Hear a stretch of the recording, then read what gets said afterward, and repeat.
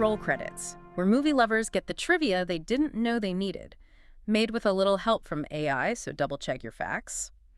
Today, we're diving into The Devil Wears Prada. Did you know Meryl Streep based parts of her performance on real fashion editors, but deliberately made the character quieter and more controlled? And before we get into it, drop a comment with what we should cover next, old or new. It's such a brilliant movie to look back on, especially knowing all the behind-the-scenes chaos. Okay, let's unpack this, because whether you are a hardcore fashion enthusiast who knows your Chanel from your Valentino, or, just someone who has ever had to survive a terrifyingly demanding boss, you know exactly what we are talking about Oh, today. for sure. You know that feeling when the elevator dings and the entire office just collectively stops breathing? Yes, the frantic changing of shoes under the desk, the hiding of the coffee cups. Exactly. It's that absolute silence. It is a very specific, universal kind of workplace terror. And our mission today is to pull back the curtain on this 2006 iconic film. We want to look beyond the glossy magazine covers to understand the reality of high fashion, the anatomy of toxic workplaces, and, well, the extreme sacrifices demanded by raw ambition. Right. And to do that, we are pulling from a massive stack of sources for this custom deep dive. We've got behind-the-scenes interviews, cast retrospectives, historical fashion analyses, and testimonies from actual real-world fashion editors. So just for a quick, spoiler-light recap of the premise, we follow Andy Sachs, played by Anne Hathaway. She's a recent journalism grad who is proudly, almost defiantly ignorant of the fashion world. Yeah, she shows up in those lumpy sweaters. Right, and she lands a job that a million girls would kill for as the junior assistant to Miranda Priestley. Miranda, of course, is the formidable, deeply intimidating editor-in-chief of Runway magazine, played by Meryl Streep. We basically watch Andy transform from an outsider into a polished, high-fashion professional. But she risks her personal life, her relationships, and her own moral compass in the process. Before we get into the wild production secrets, though, we have to talk about the elephant in the room. The real-world shadow that hung over its entire creation. Oh, you mean the Anna Wintour factor? Exactly. Because the original novel's author, Lauren Weisberger, was actually a former assistant to the real-life editor-in-chief of Vogue, Anna Wintour. This real-life connection absolutely terrified the actual fashion industry during production. Oh, completely. To understand that fear, you have to look at the mechanics of print media in 2006. I mean, this was before Instagram, before fashion influencers were even a thing. Vogue was the undisputed gatekeeper. If you weren't in Vogue, you didn't exist. Exactly. If Wintour didn't feature your collection, buyers at major department stores just ignored you. There was this huge rumor that she warned people they'd be banished from Vogue if they participated in the film. Crossing her was literal career suicide. Which is why almost every designer flat out declined a cameo role. But knowing all of that makes Anna Wintour's actual reaction to the film completely wild to me. Yeah, didn't she attend an advanced screening? She did. She showed up wearing head-to-toe Prada, claiming she had no idea what the movie was going to be about. Wow, that is a phenomenal display of soft power. Right. But the twist is that she later admitted to finding the film highly enjoyable. She praised its wit, she praised Meryl Streep's performance, and noted it was a fair shot that accurately showed the immense hard work that goes into magazine production. Which is surprising, honestly. Well, I have to push back on her reaction a bit. Isn't that a little like a legendary mob boss watching a mafia movie and giving it a thumbs up? Does her approval actually... Yeah, she acknowledged in a later interview that the character was a fictionalized extreme, but she appreciated the nuance Streep brought to it. It wasn't just a boss being cruel for fun. It was a boss demanding absolute perfection because she viewed fashion as vital, multi-billion-dollar economic engine. And that nuance is entirely due to Meryl Streep. Because Wintour's real-life shadow was so incredibly large, they needed an actor who could embody absolute power without just doing, like, a Saturday Night Live impression of her. Right, Streep had to build Miranda from the ground up, and her first major character choice actually happened during her salary negotiation. Oh, the studio lowballed her, right? Big time. She almost walked away from the project completely. The film had a relatively tight budget of $35 million, and Streep felt the initial salary offer was slightly insulting. She definitely knew her worth to the project. Wow. The studio needed her gravitas to legitimize a comedy about clothes. Exactly. So she pushed back and negotiated double the pay. She basically had to channel Miranda Priestley's uncompromising energy just to secure the role.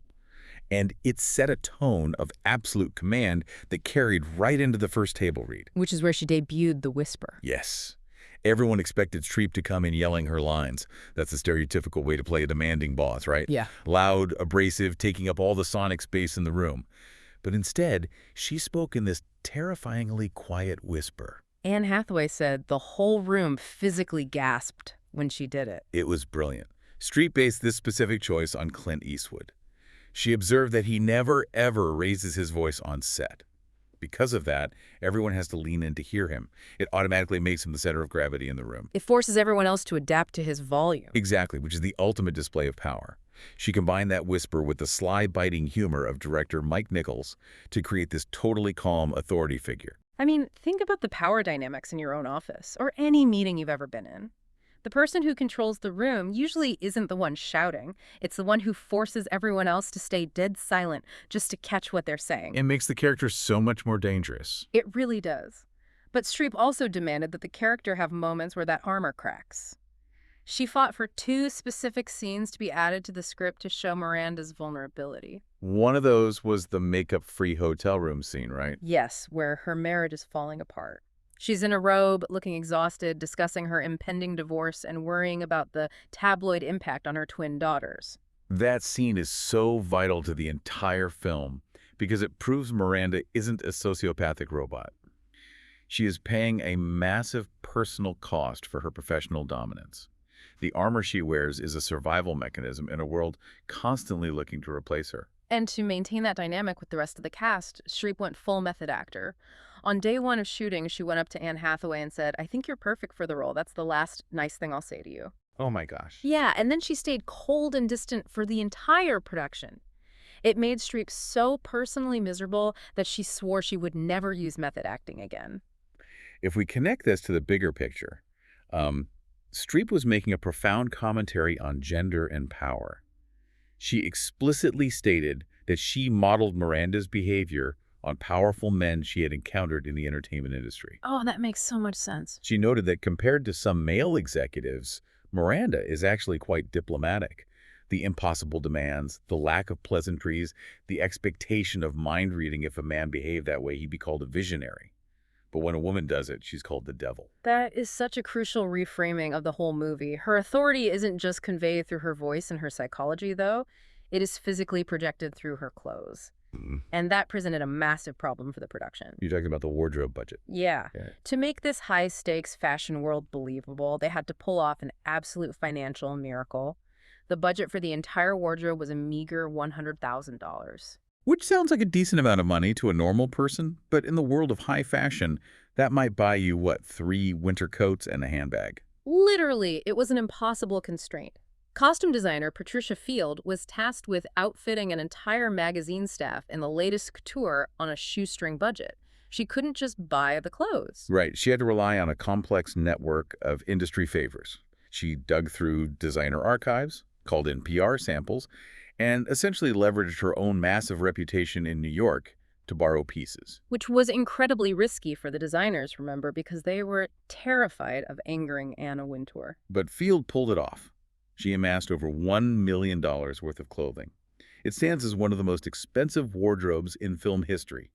We're talking a $30,000 Dennis Bassel mink coat and $12,000 luxury handbags, just in the background of shots. Streep actually joked that once you hold a $12,000 bag, a $4,000 bag suddenly seems like a bargain. It completely warps your perception of reality. And the visual storytelling executed through those borrowed pieces is phenomenal. Take a close look at Miranda. She wears structured, minimalist pieces. She's actually wearing more classic Chanel and Valentino than Prada. Classic unbothered power colors, black, gray, navy. Exactly.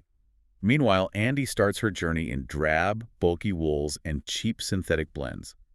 But as she gets sucked into the runway culture, she transitions into sleek silhouettes, thigh-high leather boots, and heavy designer jewelry. Her wardrobe evolution physically tracks the loss of her old self. The fabrics tell the story of her assimilation. You literally watch her adopt Miranda's armor. Which perfectly sets up the scene that Streep demanded be added. Yeah. The famous cerulean sweater monologue. Oh, yes. Here's where it gets really interesting. That scene almost got cut by the studio. Wait, really? Why would they cut that? They viewed it as a story stalker, just a long monologue that slowed down the comedy plot. But the screenwriter, Aline Brosh McKenna, spent an entire weekend at a Starbucks writing multiple drafts of this speech, just trying to capture the exact tone of a fashion lecture. And Streep personally selected the color cerulean from a list of blue shades because it sounded sharp and authoritative. It became the absolute thesis of the movie. Andy scoffs at two identical belts, minimizing the work of the room, and Miranda just verbally eviscerates her. It is a masterclass in explaining the trickle-down economics of fashion.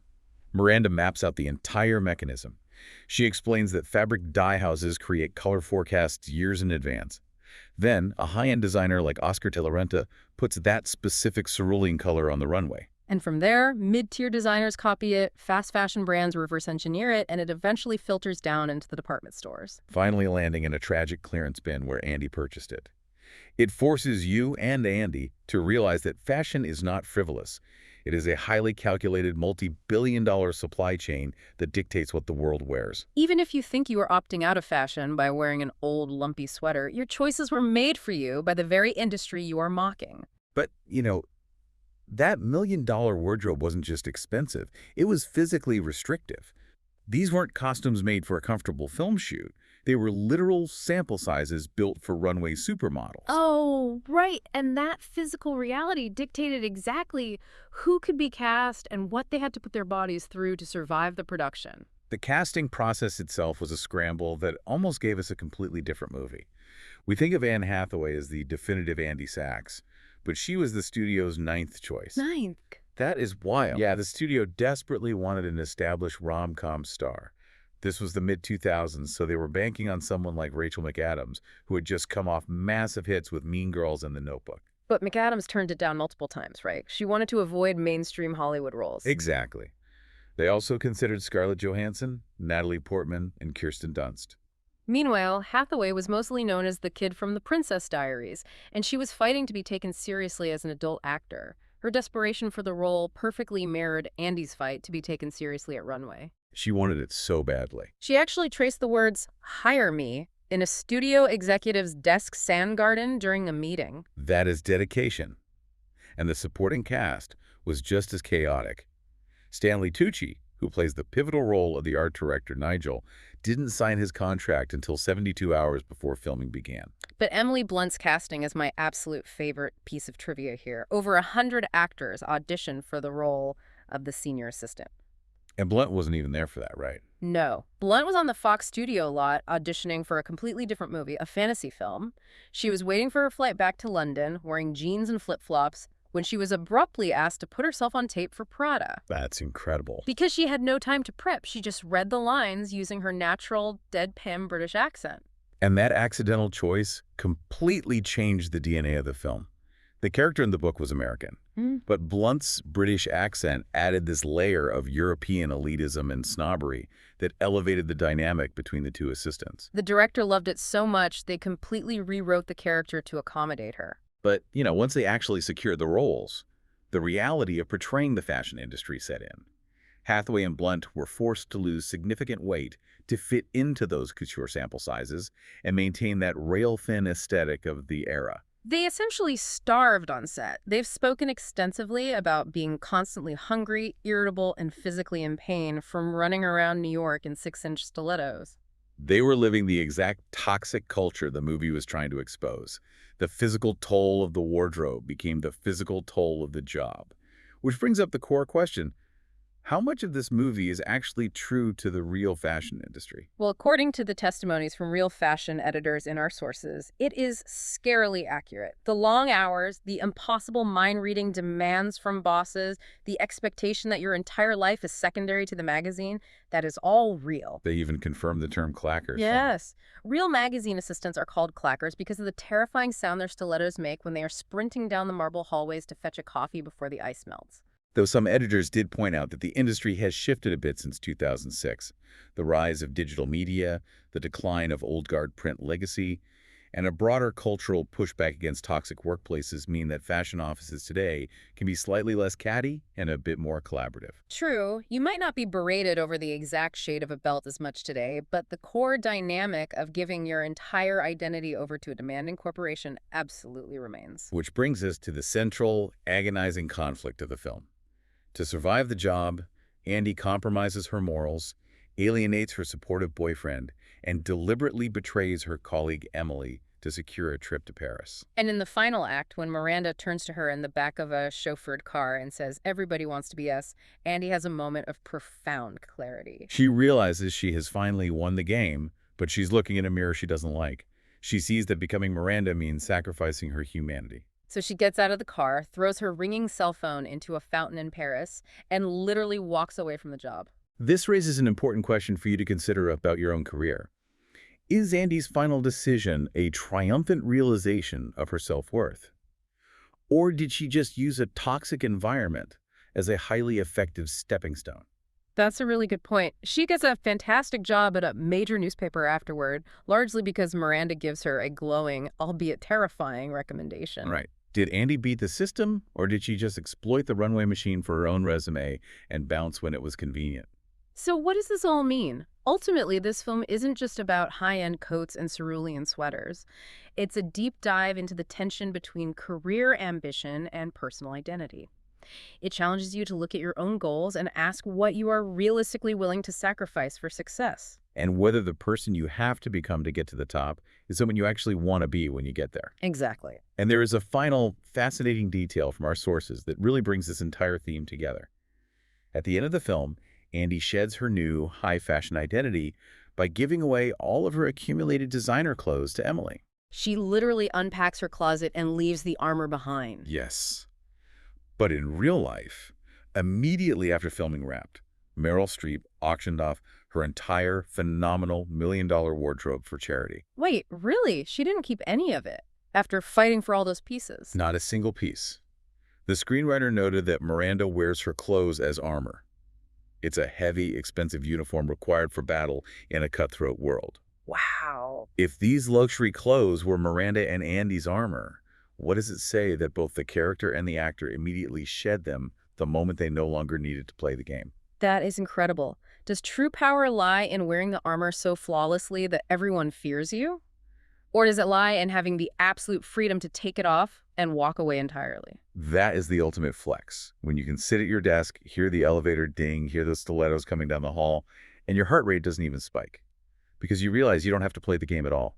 And that wraps our deep dive into The Devil Wears Prada. If you enjoyed revisiting this iconic film, follow roll credits and share it with your fellow movie fans. And don't forget to drop a comment with what movie or show we should cover next, old or new. We'll be back soon with more trivia, more movie magic, and maybe a few more iconic moments.